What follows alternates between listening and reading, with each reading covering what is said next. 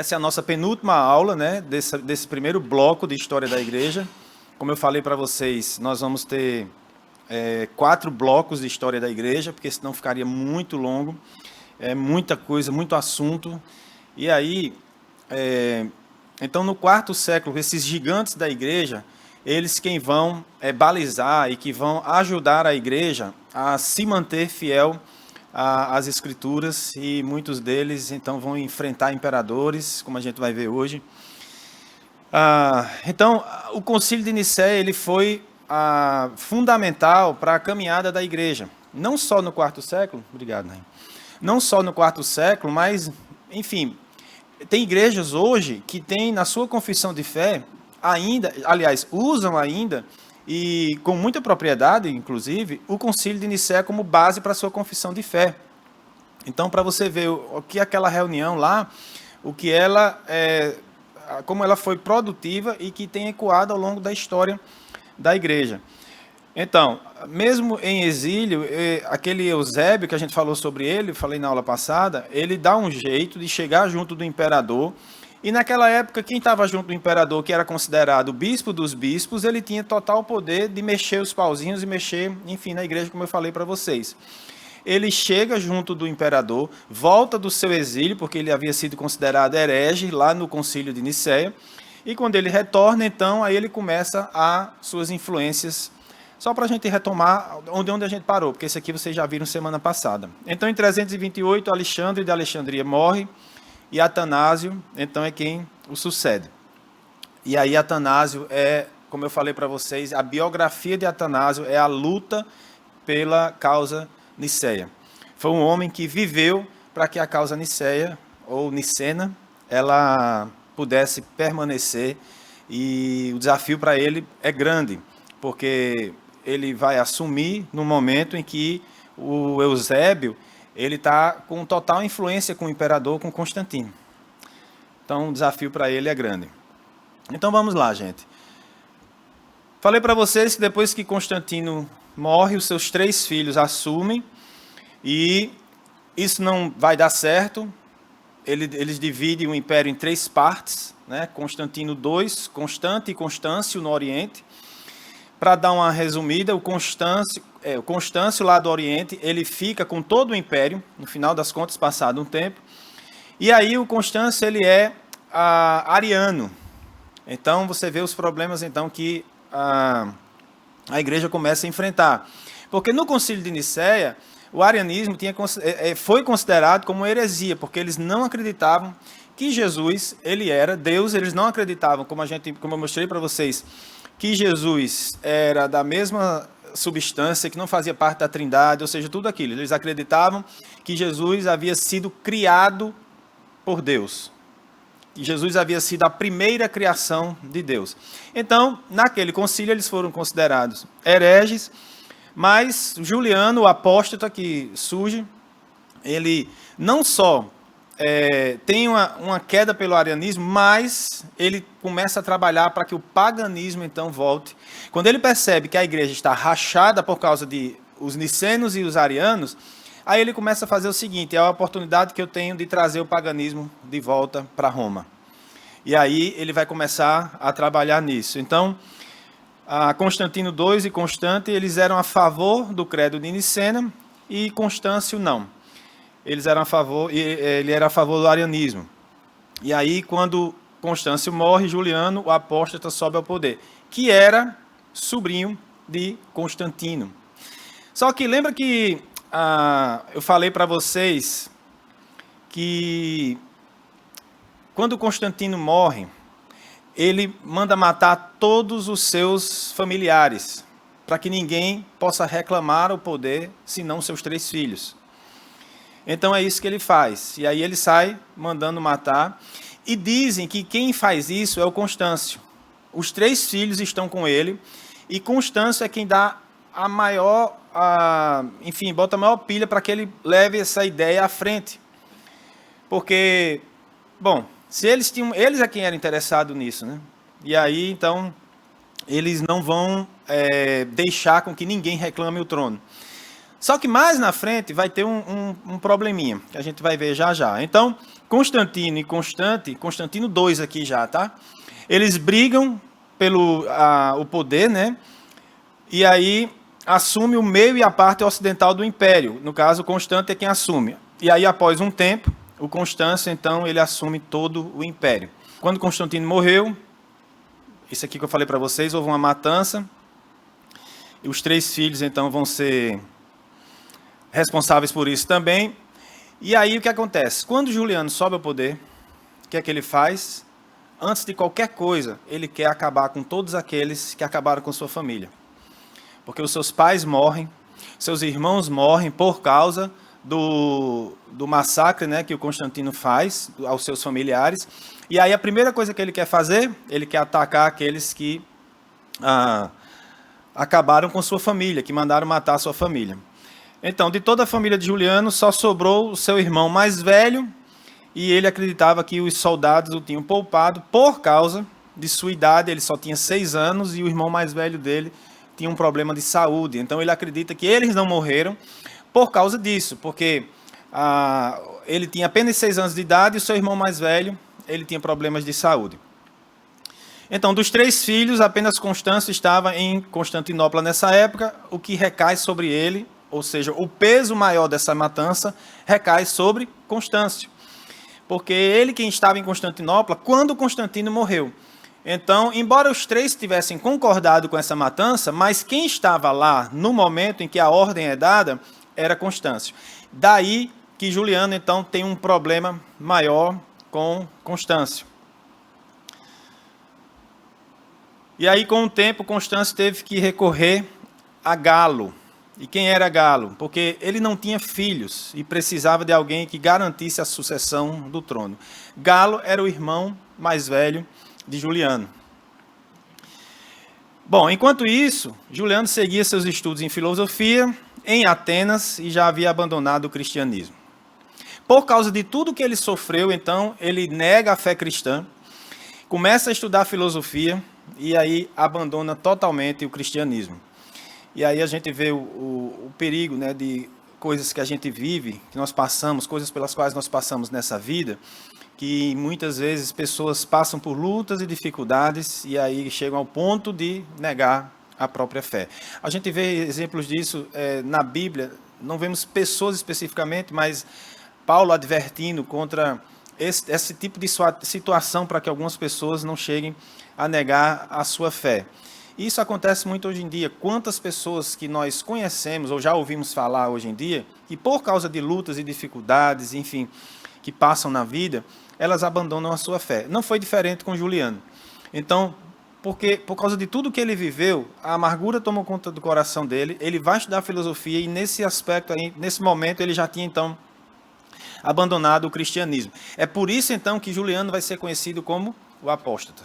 É aquele que vai então querer resgatar o paganismo. Agora você veja, depois de tanto tempo, depois de que Constantino assume o poder, que inclusive, gente, a gente fala que o Constantino foi quem transformou o cristianismo na igreja oficial do Estado, mas não foi, tá? Ele apenas foi solidário ao cristianismo, ele tinha interesse no cristianismo, mas quem vai oficializar mesmo o cristianismo é Teodósio, lá na frente. A gente vai chegar a ver isso. Então é Teodósio que vai fazer isso. Mas Constantino, é claro que ele vai dando os primeiros passos. Ele começa, então, a abraçar o cristianismo como a igreja do Estado, mas oficialmente ainda não foi com Constantino, só vai ser lá na frente com Teodósio, tá? Vamos lá. Em 351, o Constâncio, como eu falei, ele não tinha filhos, e aí ele teve uma péssima experiência, porque ele traz o Galo para perto dele, para tentar fazer com que o Galo tivesse filhos, porque era da família dele, para que houvesse, então, sucessão do trono de alguém da família. Só que isso não deu muito certo. O Galo ele é declarado, né, o César da parte oriental do império, como vocês estão vendo aí, mas por ser um péssimo governante e ser acusado de tentar usurpar o império, em 354 ele é decapitado. Ou seja, ele agora só tem mais uma opção. Então, Constâncio, para ter a sucessão do trono de alguém da linhagem, ou da família, ou do sangue, ele só tem agora mais uma opção, que é o Juliano, né?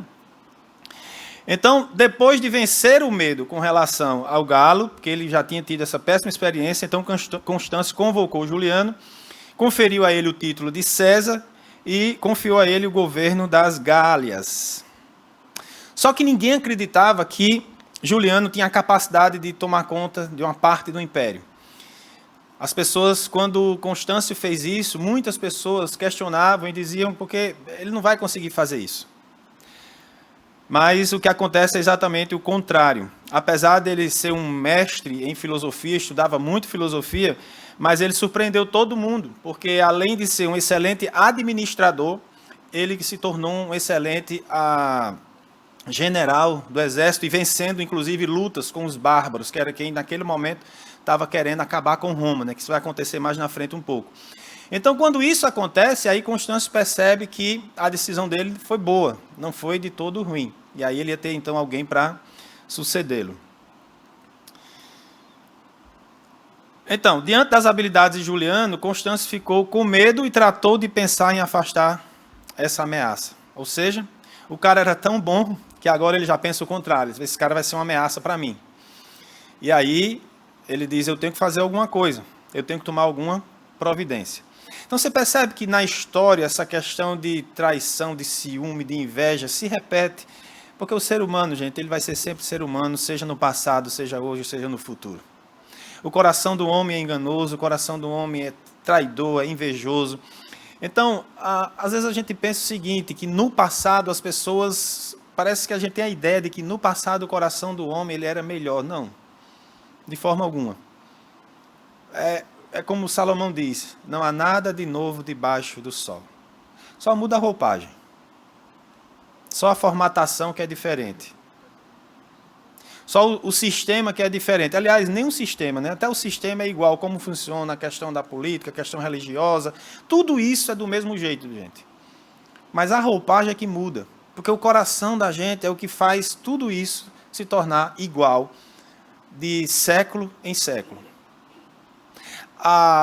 Nós precisamos olhar para essa história e perceber que, não essa especificamente, mas toda a história que a gente tem estudado da igreja, e perceber o seguinte, que o cerne da questão nisso tudo é o nosso coração.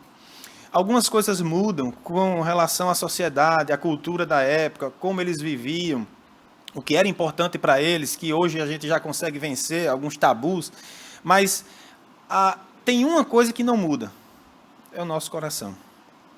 Percebe que fica do mesmo jeito, e aí algumas atitudes se repetem. Então, você veja, o cara tem a oportunidade, bom, se era o que ele tinha na mente, de ter alguém do seu sangue que pudesse suceder o trono, porque ele não tinha filhos, e ele traz o cara era bom administrador, o cara era bom general, e aí daqui a pouco ele pensa o quê? Esse cara vai tomar o império de mim. Mas olha que coisa louca, porque se ele trouxe o cara para sucedê-lo, ele vai morrer. Ele só quer apressar, então, o fato, ou ele quer, talvez, apressar não, perdão, ele quer esticar mais um pouco isso, ele estando no poder, mas ele vai morrer, não vai ficar ninguém. Qual o sentido que isso faz? Não é melhor que ele um dia morra e fique alguém do seu sangue no trono? Pelo menos essa é a lógica, inclusive a dele, quando ele pensa num primeiro momento. Mas o coração do homem, ele é traidor demais. Só que aí Constâncio decide seguir com suas tropas para lutar contra os persas, e na volta, então, quando ele pensa, vou tomar providências com relação a Juliano, aí os persas estavam querendo invadir Roma. Estava querendo invadir o Império Romano. E aí ele diz o seguinte, ele diz, não, primeiro eu vou tomar conta dos persas, depois eu volto para resolver o problema de Juliano. Quando ele volta, antes disso, Constâncio faleceu em 361, e aí é quando Juliano, então, não tem nenhum problema para assumir Constantinopla e se apoderar de todo o império. Então, nesse tempo em que Constâncio vai lutar contra os persas, quando ele volta, quando ele está voltando, no caso, ele morre, e aí é quando Juliano... Em alguns livros você vai ver Júlio, tá? Mas outros você vai ver Juliano. Por exemplo, o Justo Gonzalez, ele usa o nome de Juliano. Então, esse retorno não dá tempo dele chegar e acabar com a vida do Juliano, e é quando então Juliano assume o poder de todo o Império Romano. E aí vamos ver então como é que foi o governo dele.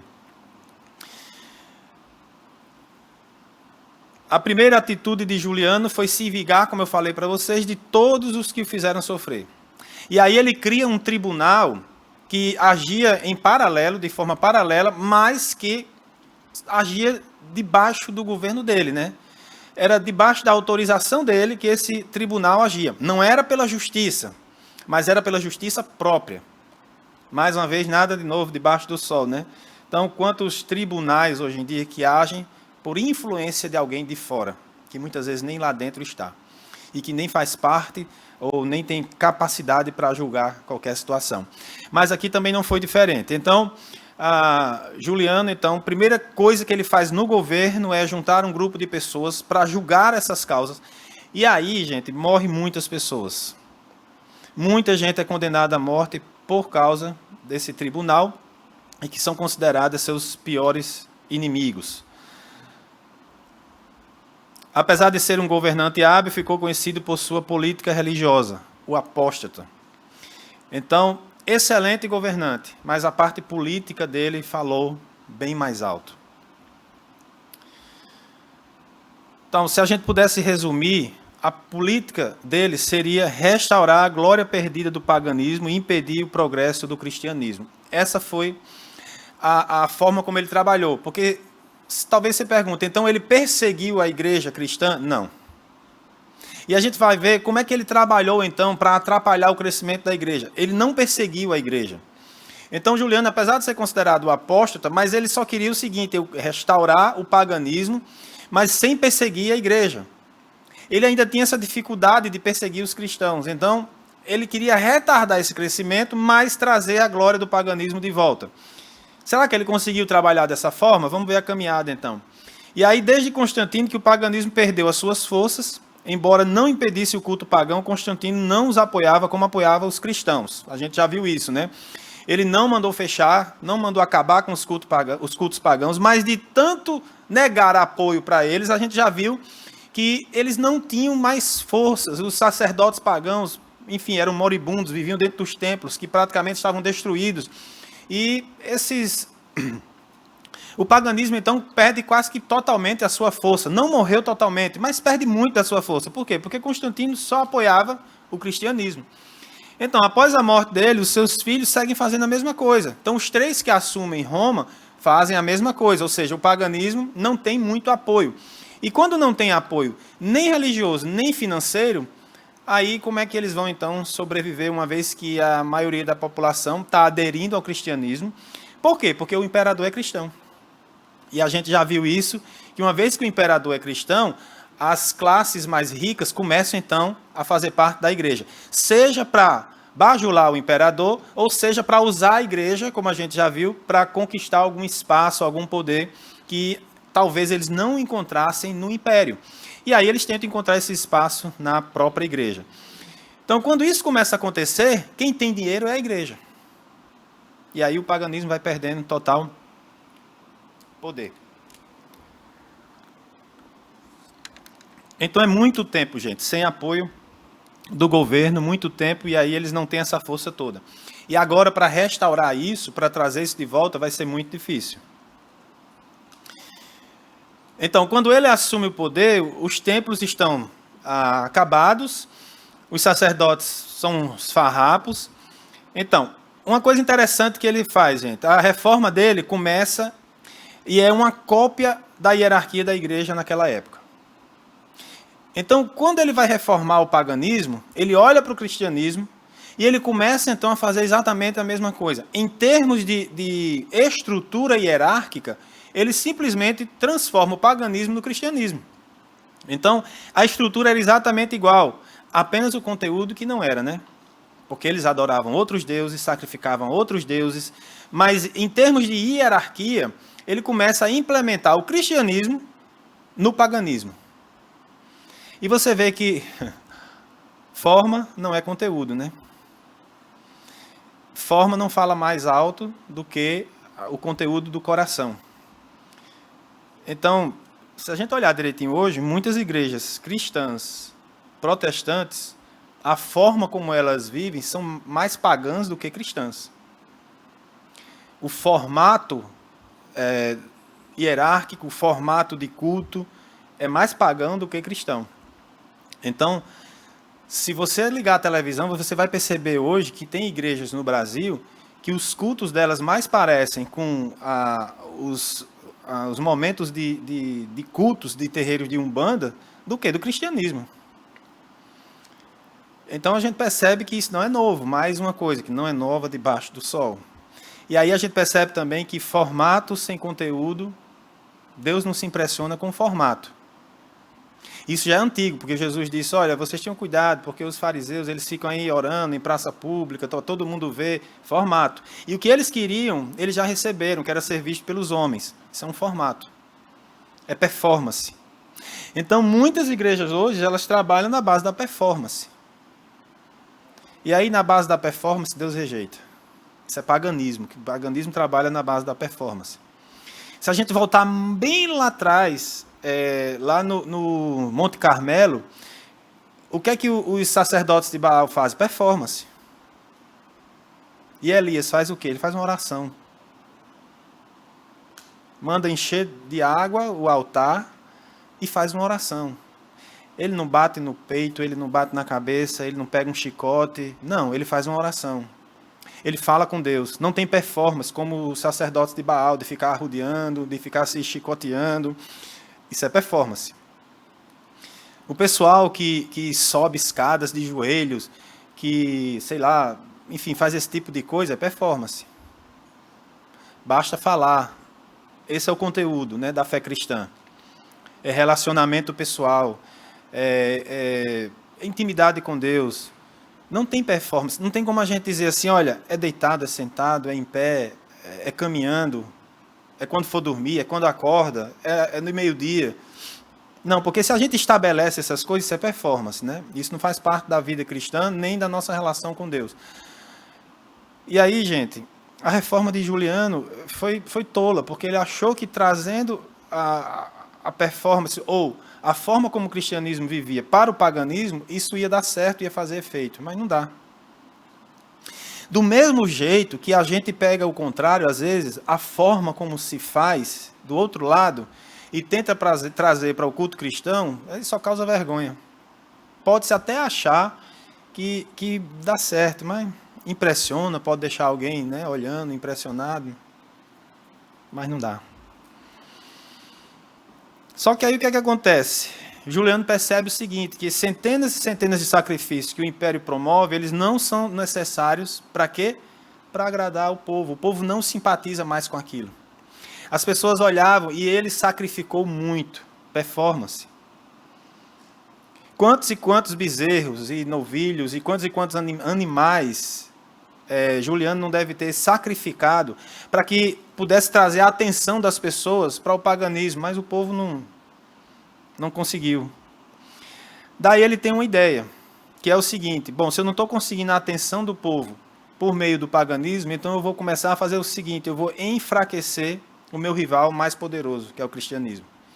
Eu não vou persegui-los, mas eu vou tentar enfraquecê-los. Outra vez, qualquer semelhança, né, com a realidade hoje, desse caso não é coincidência, né? Então, quando não conseguem nos vencer, eles tentam nos enfraquecer. E aí eu vou lançar uma pergunta para vocês. Como é que se enfraquece o cristianismo ou a igreja verdadeira, não a igreja institucional hoje? Eu creio com descrédito, fazendo o que essas igrejas aí que, vamos chamar as caça-níqueis, né, fazem hoje, que de certa forma generaliza o evangelho, né, que hoje quando fala assim evangélico, só vê que dessas igrejas que vivem aí em telemarketing, né, e também divisão. Uhum. Eu creio que são as duas coisas que mais assim eles usam, mais as coisas mais usadas hoje. Agora, só um minutinho, André. Essas coisas que você está falando, quem oferece essas armas é a própria igreja. Principalmente a da divisão, ou a da desunião. Eu acho também que através da mídia, atacando, né, os valores morais cristãos, através da cultura, né, da transformação, na realidade, da cultura, né? Então, os valores morais, os valores cristãos também são atacados, né? E isso enfraquece também, né? Uhum. Sim. É uma estratégia, né? Relativizar os valores bíblicos.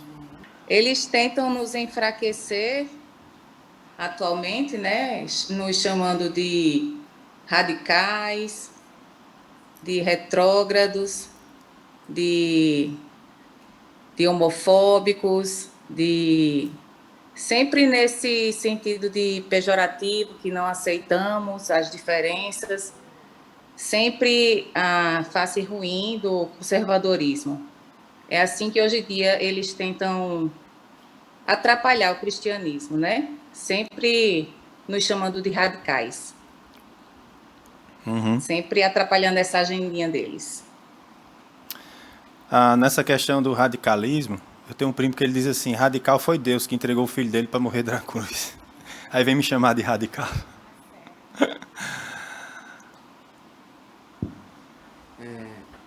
Eu acredito que hoje, uma coisa que eu vejo muito é a questão das crianças, sabe? A doutrinação nas escolas e tudo mais. Eu acredito que é uma estratégia a longo prazo. É doutrinar as crianças e sempre nas crianças, para que futuramente seja... Eles já tenham programado na mente deles mentiras sobre o cristianismo. Né? O apóstolo Paulo disse que nos últimos tempos viriam os lobos que ensinariam falsas doutrinas, e, enfim. A questão da credibilidade, acho que foi Júnior que falou, isso é muito importante, porque na mídia só se propaga o de errado, vamos dizer assim, que alguém ou alguma igreja faz, mas nunca procuram saber. Nesse tempo todinho que eu me converti, eu só vi uma vez, tem mais de 20 anos, e só uma vez que eu vi no Jornal Nacional, eles, numa reportagem longa, inclusive, de ações que igrejas evangélicas elas se uniram para fazer pela sociedade, e aí mostraram várias ações. Depois disso, você não vê, você só vê os escândalos da igreja sendo sempre exaltado, isso é uma forma de enfraquecer, porque a igreja vai perdendo credibilidade, né? Todo mundo vai sendo colocado no mesmo pacote, e aí só Deus para manter a credibilidade de alguma igreja local, enfim. Eu não sei se já foi falado, mas para mim a política hoje está enfraquecendo muito a igreja, porque estão usando muito, né, o nome de Deus, a igreja, eu vejo assim, para mim mesmo muita gente fica mandando vídeos dos políticos e de enganação religiosa, né, e usam os pastores para isso, e muitos pastores caem também nessa. E assim, quem não conhece a verdade, né, fica realmente achando que a igreja é um palanque, né? Com é um palanque. Tem visto muito o Covid-19, não sei aqui no Nordeste, mas no Sul, fechou as igrejas, utilizaram como motivo para fechar a igreja, para não deixar a igreja funcionar, para desaquecer a igreja, para atrapalhar a igreja, para tirar os cultos, né? É óbvio que o senhor atacou com o Facebook, com o WhatsApp, o senhor contra-atacou, né? O senhor fez a obra dele, ele não deixa de fazer. Mas que houve um recrudescimento muito grande do Estado contra a igreja, houve. A gente viu o centro espírita aberto e a igreja tinha que fechar. Né? Então, é um ataque muito mais sutil, mas muito mais forte contra a igreja. Tá? Quando a ordem é para se fechar todo mundo, ok, se fecha todo mundo, mas nesse caso, se tem algum que está aberto e só um específico que tem que fechar, não, isso aí é uma perseguição. Uma forma de enfraquecer, realmente. Bom, gente, então, ele traz então essa cópia para o paganismo, ele não consegue muito esforço, porque as pessoas não dão muita atenção, e aí é quando ele toma a decisão, agora eu vou atacar o meu maior rival, né? Se eu não consigo vencê-lo com minhas próprias ideias, então eu vou conversar com ele e distorcer a verdade como a serpente fez. Eu já consigo muita coisa se eu conseguir distorcer a verdade, ou distorcer a verdade que as pessoas têm a respeito deles. Eles não são aquilo que vocês estão pensando. E à medida que eles conseguem inculcar isso na cabeça das pessoas, os cristãos são tudo isso que vocês falaram aqui, e aí nós vamos perdendo essa credibilidade. Mas graças a Deus que nós temos, então, o nosso Deus a nosso favor, que nos ajuda a caminhar e a ter esse amor pela palavra e continuar, então, tendo a credibilidade no meio das pessoas. Se não todas, mas pelo menos de algumas a gente vai ter. Então, vamos lá. Seja como for, isso é sobre o momento em que Juliano morre. Tem ou não Juliano pronunciado estas palavras, é verdade que o Galileu já tinha vencido quando Juliano ainda vivia. As reformas religiosas do imperador apóstolo nunca conseguiram o apoio do povo, que zombava delas, pois o paganismo tinha perdido sua força vital e não podia ser ressuscitado mediante decretos do imperador. Então, algumas coisas que ele tentou, eu vou falar sobre esse texto do Gonzales já já.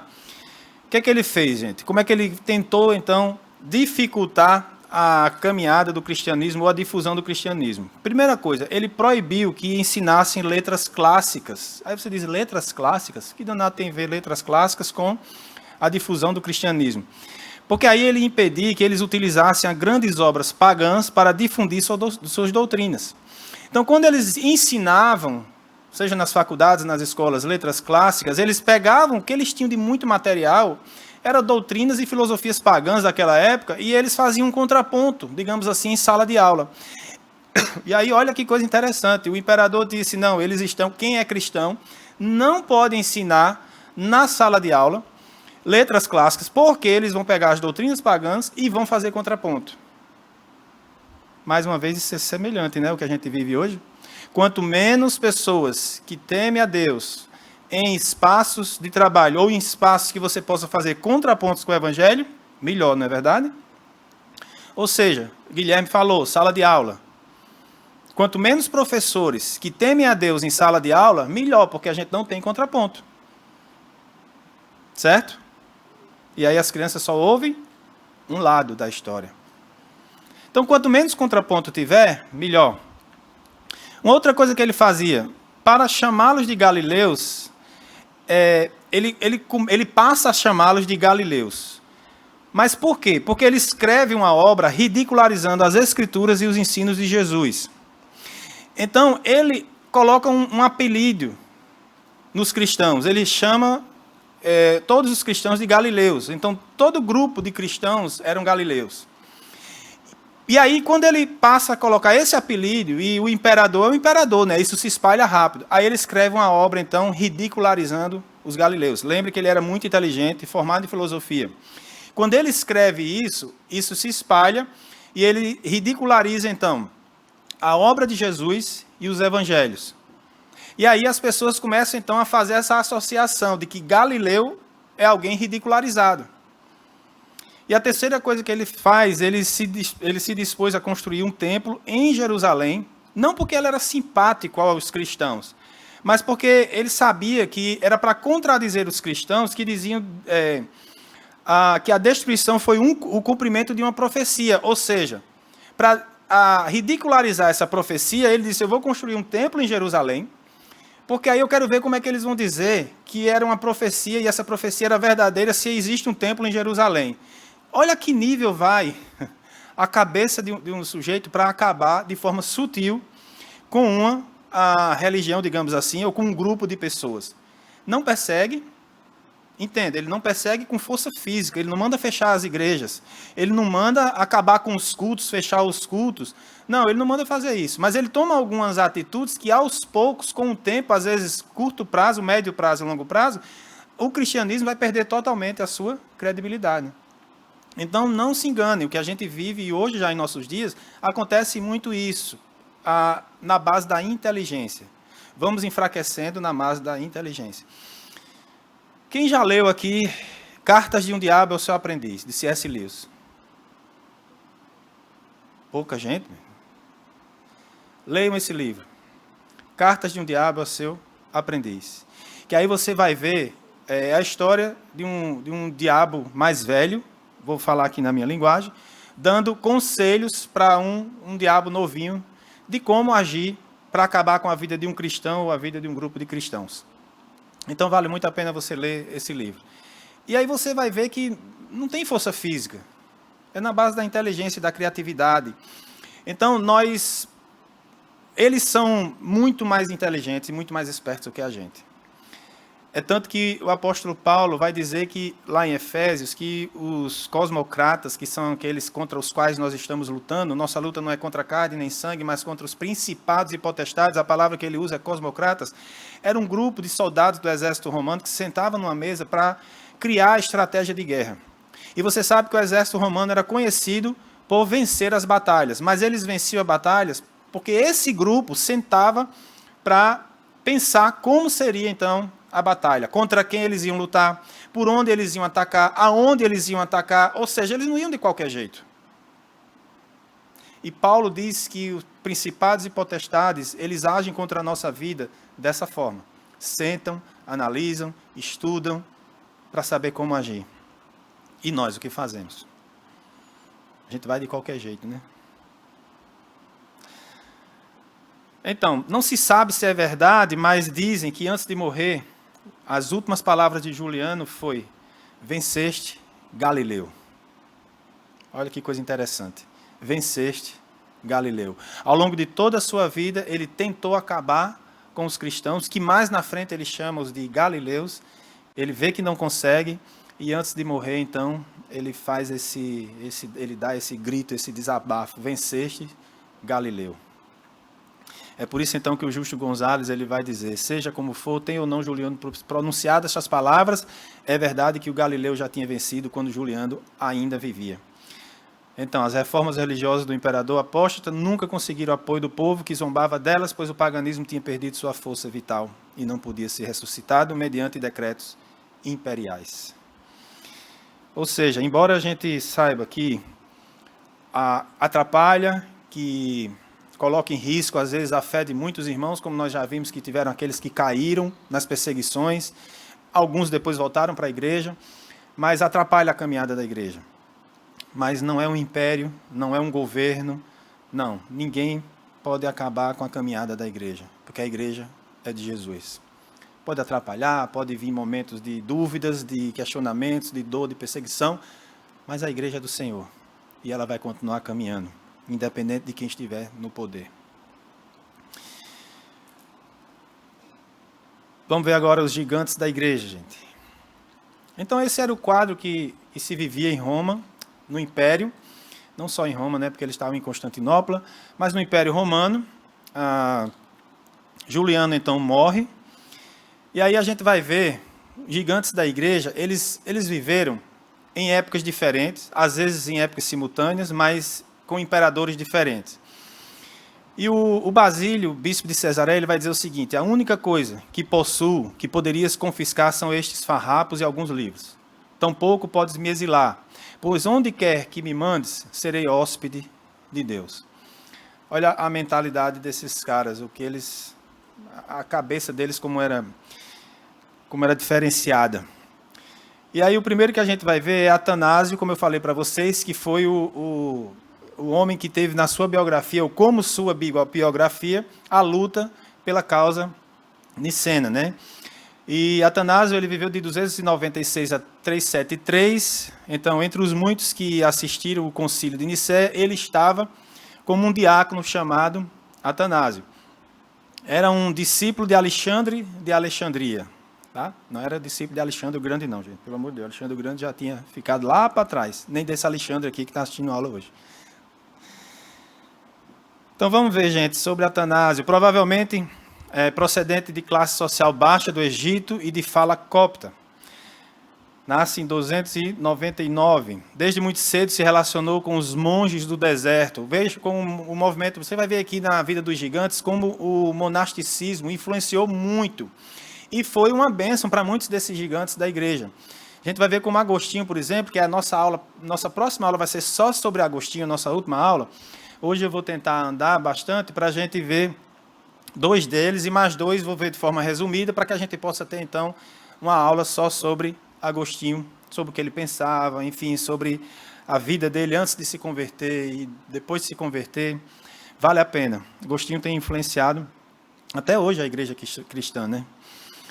Então, o Jerônimo, que é um historiador, sobre essa ligação dele com os monges, ele diz o seguinte, que foi ele quem deu um manto a Paulo, o eremita. Vocês lembram do Paulo? Quando eu falei do monasticismo, eu disse que a gente não tinha como dizer se foi fundação, ou se foi fundado, perdão, por uma pessoa específica, porque foi um movimento em massa.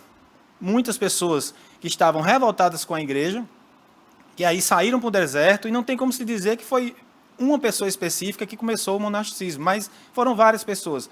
Mas o Jerônimo, então, ele cita duas pessoas, dentre as quais o Paulo. E aí, o Jerônimo vai dizer que o Atanásio foi quem deu uma capa para o Paulo. Então, para ver a ligação dele, como era forte, então, com o monasticismo.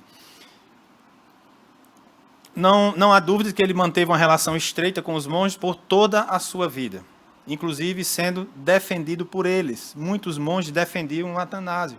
Em momentos primordiais da vida dele, os monges vieram e saíram em sua defesa.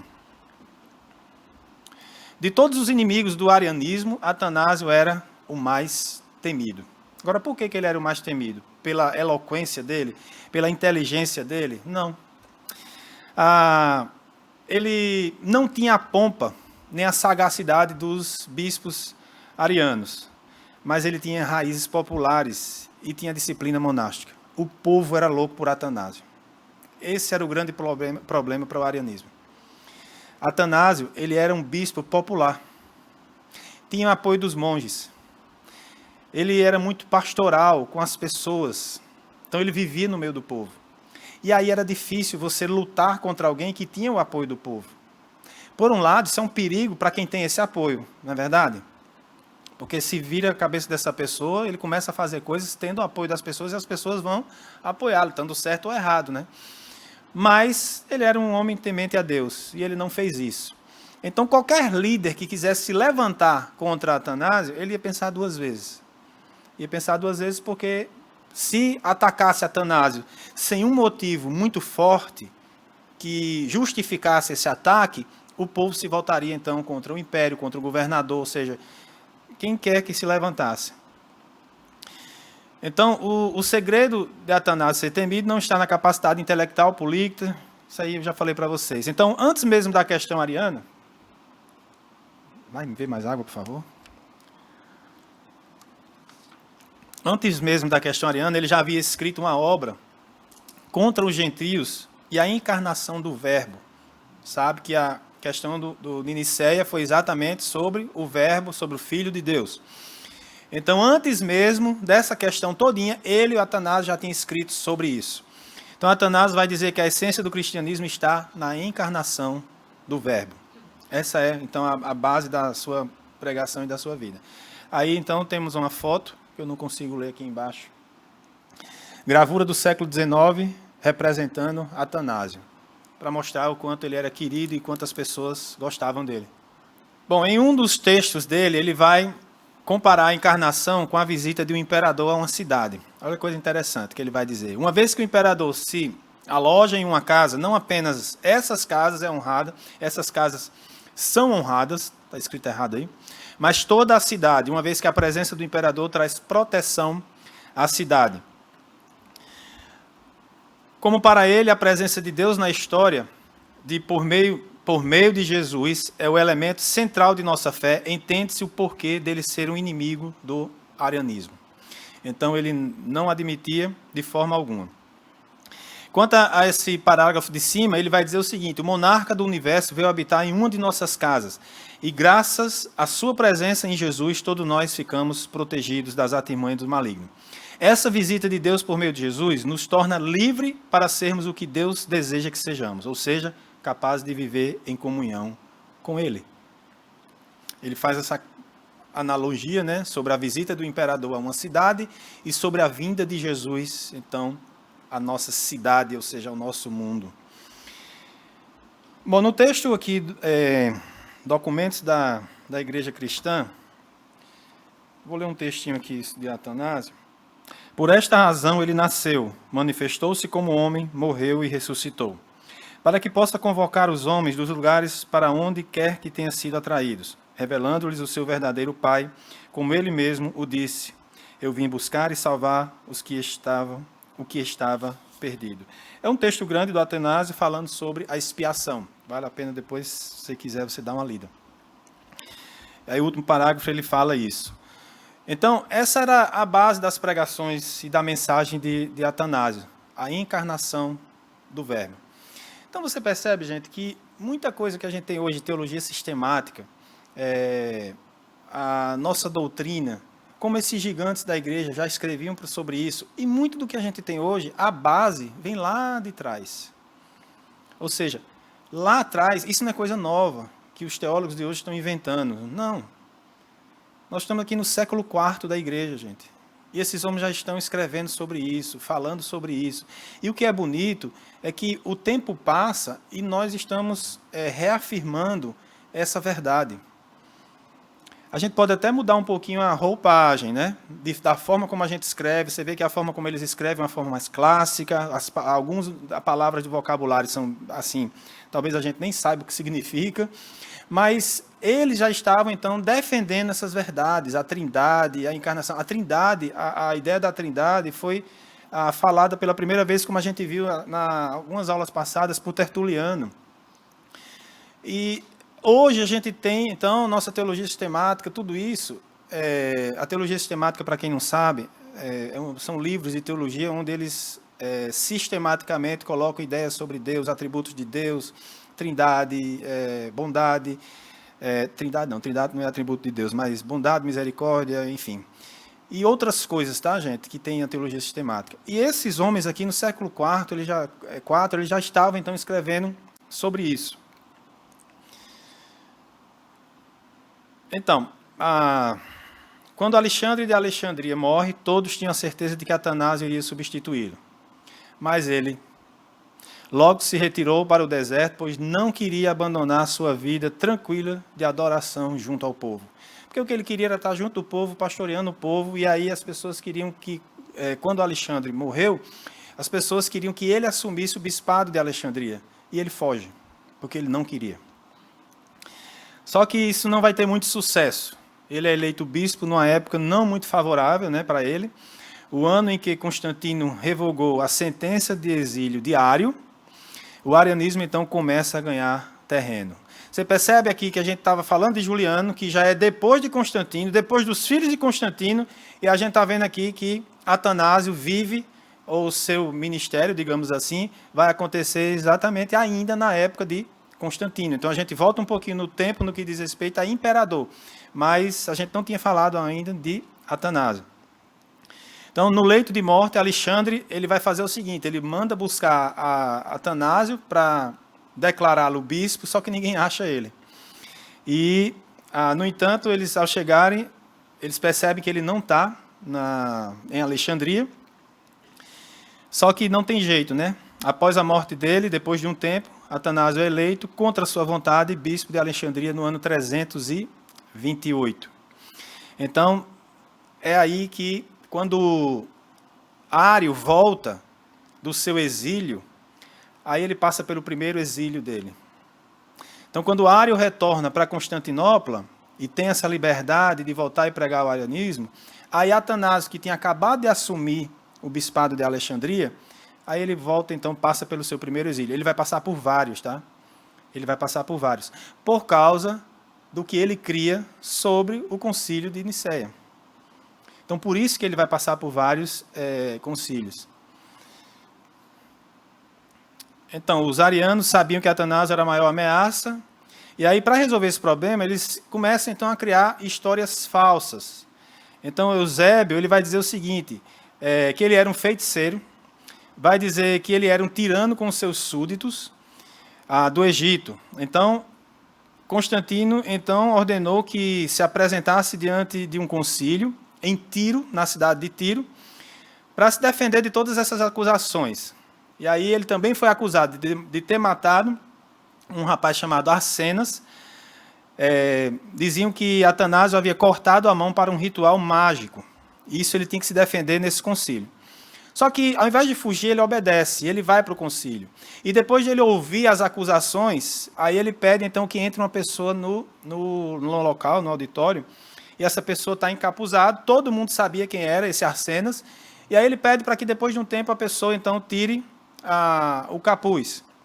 E aí algumas pessoas ficam impressionadas porque muitos sabem quem é o Arcenas. Mas aí começam a gritar dizendo que a mão dele, porque diziam que ele tinha cortado a mão para fazer um ritual mágico, alguma coisa desse tipo. E aí pedem para ele, então, mostrar a mão. O rapaz mostra a mão, e aí o pessoal diz, alguns começam a gritar, os que estavam acusando ele, mostra a outra mão. E aí, quando ele mostra a outra mão, o cara está com as duas mãos. E aí aquela confusão, né? O povo, então, começa a se voltar contra o juiz, contra aqueles que o acusavam, e foi aquela confusão. E Atanásio, então, sai como inocente. Então, após esse concílio, Atanásio vai a Constantinopla, se joga na frente do cavalo do imperador para conseguir uma audiência com ele. Guardem bem essa história. Ele vai para Constantinopla, ele se joga na frente do cavalo do imperador para conseguir uma audiência com ele. E aí, conseguindo, assim, do imperador o ódio e a admiração. O imperador fica com raiva, mas também o admira por isso. Porque pensa, poxa, quem é esse homem que tem a capacidade de vir se jogar na frente do meu cavalo para que tenha uma audiência comigo? Depois de um tempo, Eusébio inventa uma história de que Atanásio se gabava de poder reter as reservas de trigo de Alexandria para Constantinopla. Então percebam uma coisa, gente. Muitas das decisões que o imperador toma é por causa de quem? Eusébio, que está sempre lá no ouvido do imperador. Que imperador fraco aqui para nós, né? Pelo amor de Deus. Acaba, mudava, ouvia uma coisa, mudava, ouvia outra, mudava. Então era assim, de acordo com o vento e a onda do mar. Fraco. E aí, então, mais uma vez, Atanásio vai para outro exílio na cidade de Tereves. Só que quando Constantino morre, seus filhos assumem, como a gente já sabe, e ordenaram que todos os bispos que estavam exilados, que eles voltem, então, para as suas cidades. Mas o retorno a Alexandria não durou muito tempo. Quando ele chega, um bispo ariano chamado Gregório, apoiado pelo governo, reclamou o direito do bispado da cidade. Aí foi confusão. Atanásio não quis entregar as igrejas a Gregório, e aí desencadeou uma grande confusão, uma vez que Gregório quis tomar as igrejas à força. Para impedir os exageros, então, Atanásio decide deixar a cidade e, ao chegar no porto, ele descobre que o governador tinha dado ordenou que todos os navios impedissem de levar Atanásio para qualquer lugar que ele pedisse. Depois de muito insistir, então, Atanásio consegue um navio que o retire da cidade. Mas o governador entra em ação porque ele queria Atanásio na cidade e, enfim, não se sabe o que ele queria fazer. Mas ele consegue, então, sair de Alexandria. E aí, mais uma vez, ele tem que fugir e tem que sair de Alexandria. E você percebe aqui, gente, que sempre a questão é arianismo e Nicéia. Arianismo e Nicéia. Isso vai seguir por muito tempo. Então, como a vida da igreja foi marcada por essa questão, que começou lá atrás, por Ário, e que ela é desfeita, ou pelo menos tenta se desfazer, no concílio de Nicéia. Aliás, ela é desfeita, mas esse sujeitinho aqui chamado Eusébio, ele atrapalha tudo. Então, desde que ele entra e que chega junto do imperador, ele influencia tanto o imperador, que tudo isso que as pessoas vivem, que tudo isso que Atanásio vive e outros bispos vivem, os que pelo menos eram nicenos, tudo isso que eles vivem é por causa desse Eusébio junto ao imperador. Uma pessoa consegue praticamente estragar a vida da igreja e a vida desses homens que tentavam fazer com que o evangelho fosse pregado.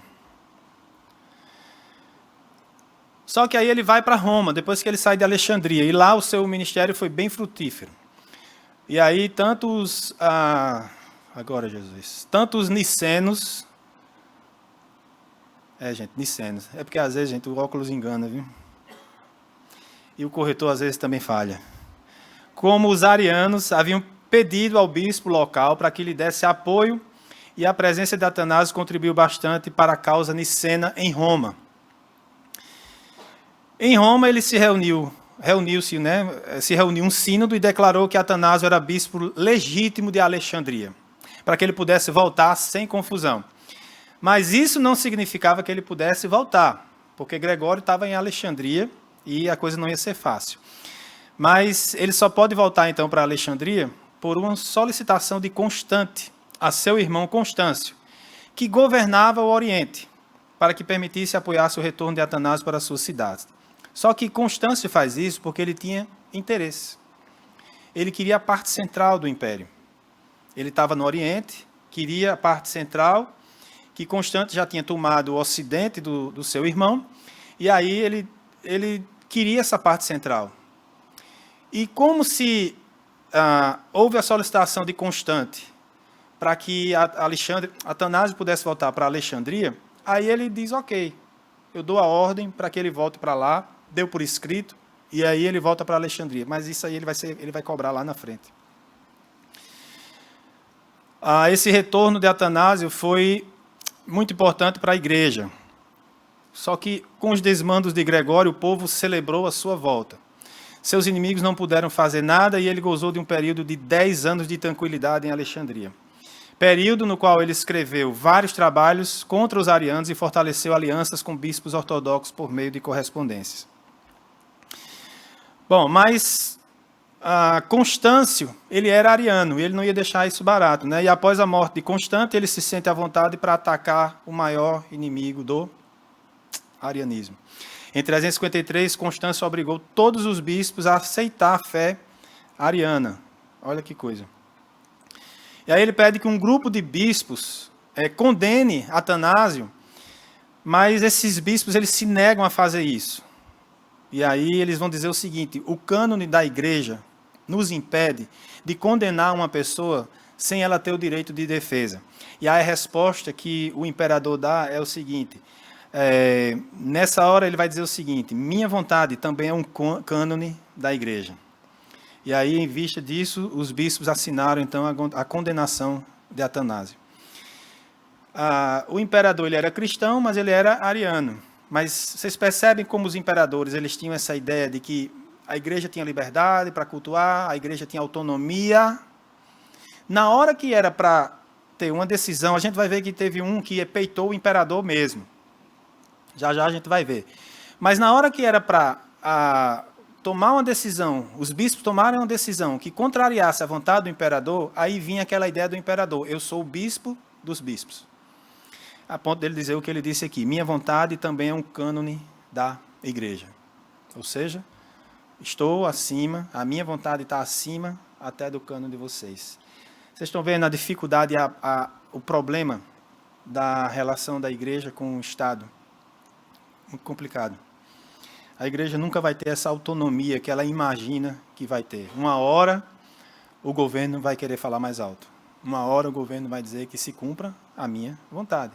Afinal de contas, eu sou o imperador.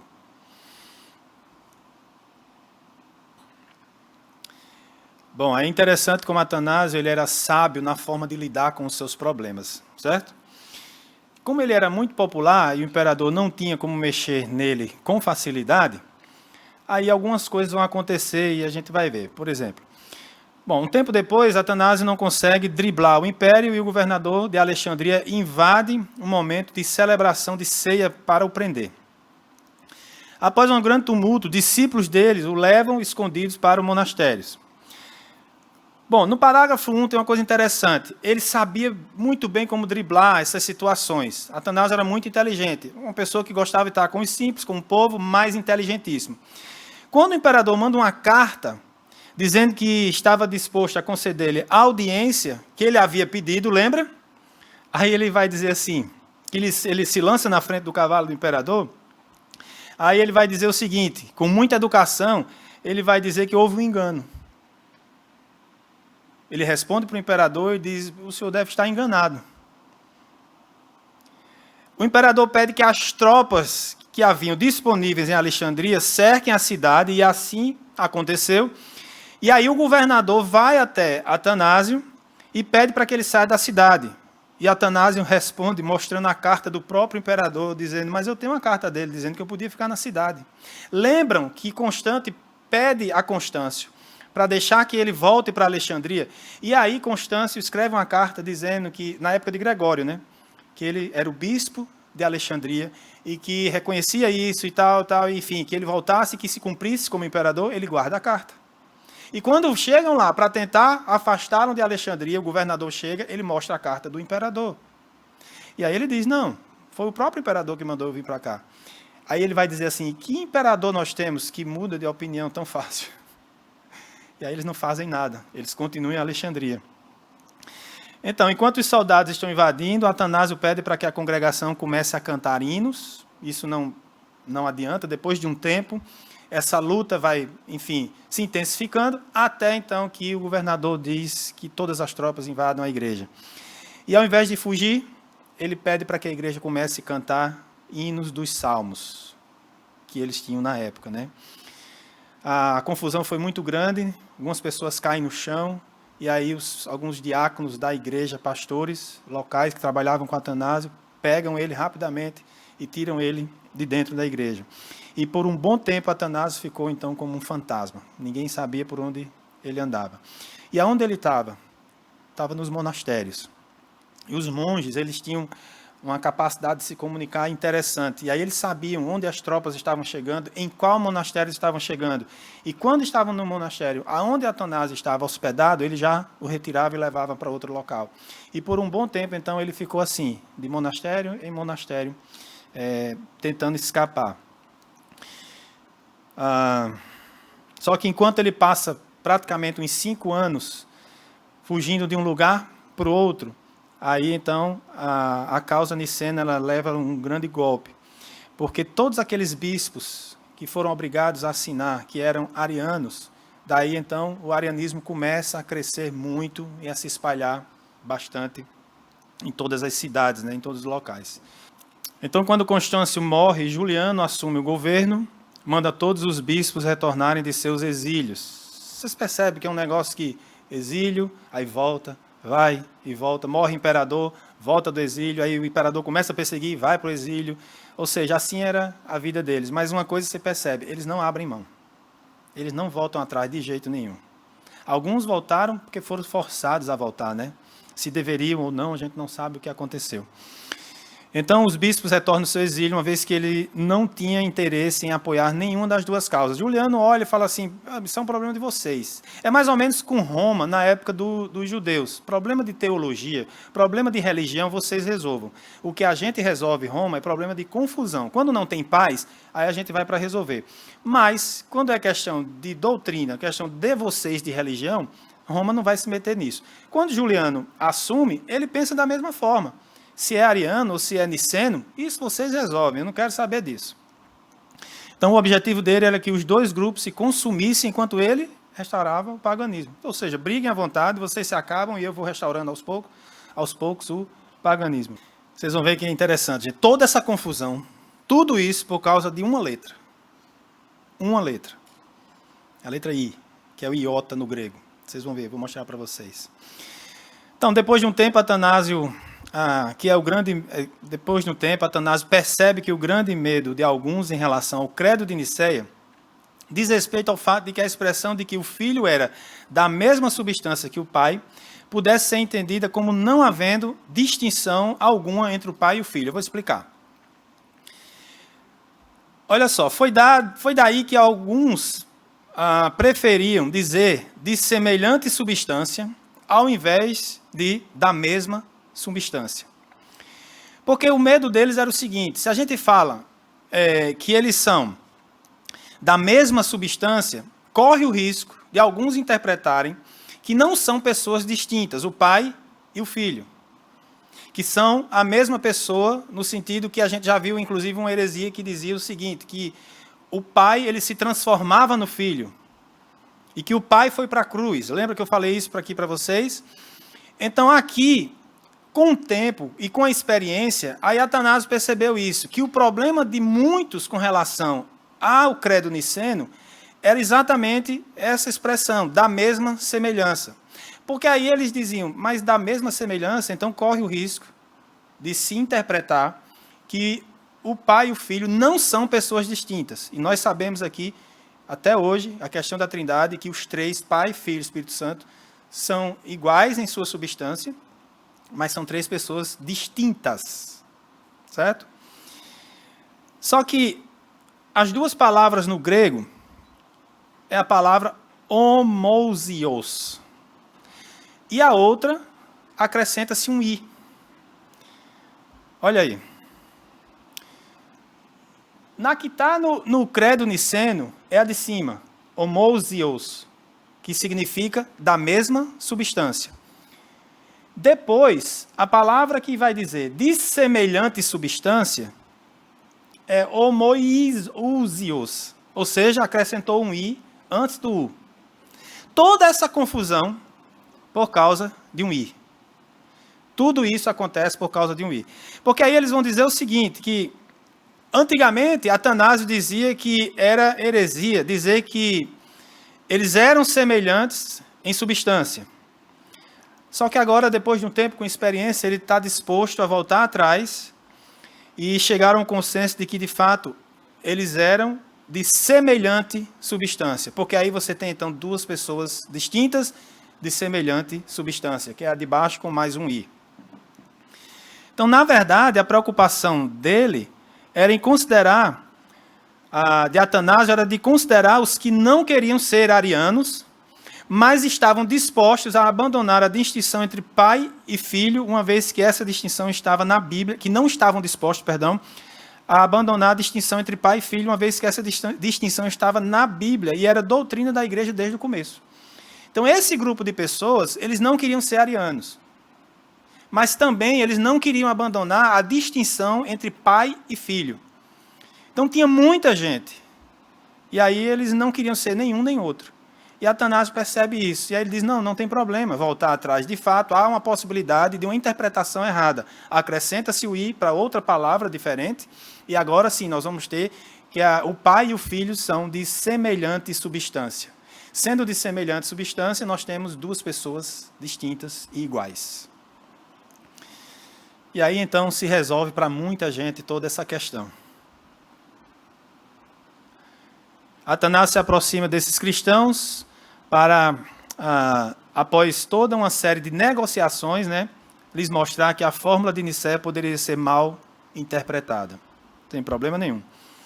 Isso é interessante, gente, que a gente vê na história da igreja, que ela vai, até na sua teologia, na sua história, ela vai, enfim, aprendendo com os seus erros.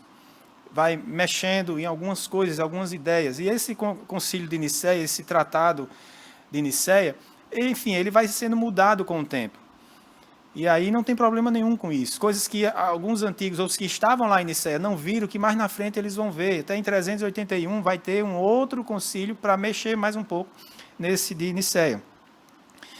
Então, com base nesse acordo, a maior parte da igreja foi se reunindo novamente em apoio ao concílio de Nicéia. E aí a gente vai ver mais adiante, o segundo concílio ecumênico se reuniu em Constantinopla em 381, já no final do quarto século, ratificou então a doutrina nicena. Atanásio, entretanto, não viveu para ver o triunfo final da causa nicena, a qual ele dedicou toda a sua vida. Então, antes dele ver o triunfo da causa nicena, ele morreu. Agora, olha que coisa interessante, gente. Tudo isso aqui é ao redor da vida dele por causa do pai e do filho. Aí você diz, mas que coisa, né? A igreja enfrentou tudo isso por causa dessa questão. Mas para eles, o que deveria ser para nós também, era uma questão vital do cristianismo. Se acreditassem em algo errado, então as pessoas seguiriam por um caminho errado. O que a gente não tem hoje. Nós temos pouco interesse ou pouco zelo de prestar atenção nas coisas que são ensinadas hoje em dia, que são pregadas hoje em dia. Vale tudo. E se eu me emocionar, aí é que está valendo mesmo. Foi de Deus. Se eu me arrepiar, né, Alexandre? Foi de Deus. Imagine um pregador ariano, eloquente, daqueles que fazem a gente chorar, que nem os melhores coaches hoje em dia conseguem deixar a gente arrepiado. A gente ouve, chora, se emociona e diz, foi de Deus. Sabe nem o que ele falou. Nessa época, eles não abriam mão.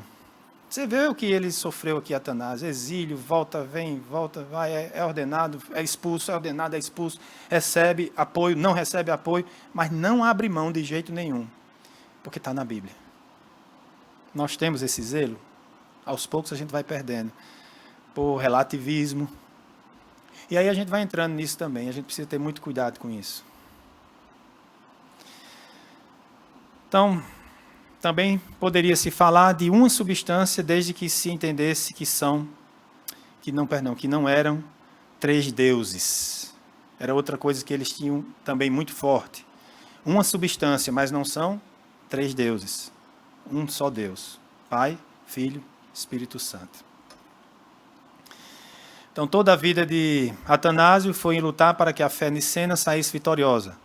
2 imperadores que sucederam Juliano eram arianos e tentaram calar Atanásio, mas logo perceberam que ele era um gigante contra o qual era melhor deixar quieto por causa da simpatia do povo. Atanásio morreu em 373 depois de Cristo. Nosso próximo é, então, Ambrósio de Milão, que não vai dar tempo hoje, tá certo? E aí, semana que vem, a gente vai caminhar aqui com Ambrósio, falar rapidamente, só um resumozinho dos outros dois, o Jerônimo, e aí a gente entra, então, em Agostinho e termina esse primeiro bloco nosso de História da Igreja, tá bom?